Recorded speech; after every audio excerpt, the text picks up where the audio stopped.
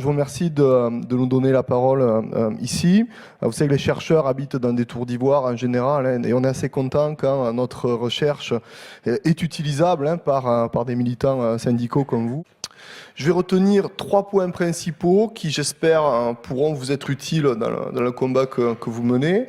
Le premier point, il concerne un peu la vision générale des aidants en emploi. D'après les données qu'on trouve, hein, qu'on recueille, on trouve que ces gens-là sont globalement satisfaits de leur emploi, mais en même temps déclarent presque systématiquement, à plus de 60%, avoir des difficultés dans leur emploi.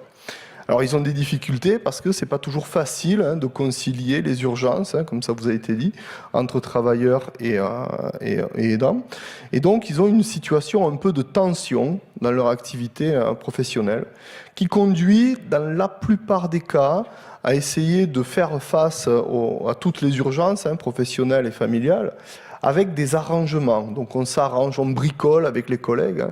Donc c'est pas encore quelque chose, hein, ces situations-là sont pas vraiment normalisées, institutionnalisées, hein. C'est pour beaucoup du bricolage.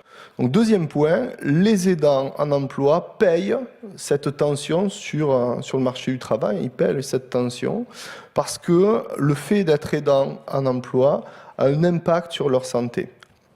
Troisième point, et c'est celui-là qui est un peu plus novateur, hein, celui qu'on n'avait pas bien perçu jusqu'à présent, en tout cas de manière quantifiée, qui est que, alors certes, hein, énormément, nous on a 72% des gens qui participent à l'enquête, hein, 72% des aidants en emploi ne connaissent pas les dispositifs légaux auxquels ils ont droit.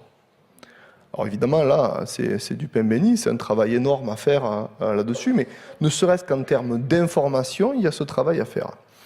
Mais même parmi la faible part qui connaît ses droits, eh bien, il y en a une part tout infime qui utilise ses droits. Dans les analyses un peu plus pointues qu'on a pu faire là-dessus, on suspecte malgré tout un phénomène de discrimination, parce que pour bénéficier d'une aide légale, il faut se déclarer à son entreprise.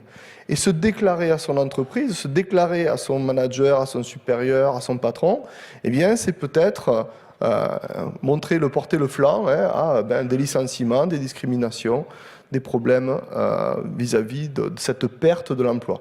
Et on sait que nos salariés aidants ont besoin de conserver leur emploi parce que c'est pour eux une bulle de protection qui les isole un peu du fait d'être complètement absorbés par l'aide. À titre d'exemple, hein, je vous dirais que le combat qui a été mené au cours du XXe siècle pour permettre à la maternité, hein, d'exister en même temps que le travail, et c'est un combat qui est pas gagné encore, on sait qu'il y a beaucoup de discrimination auprès des femmes, et bien peut-être que le nouveau combat à mener, ça va être le combat sur les aidants en emploi.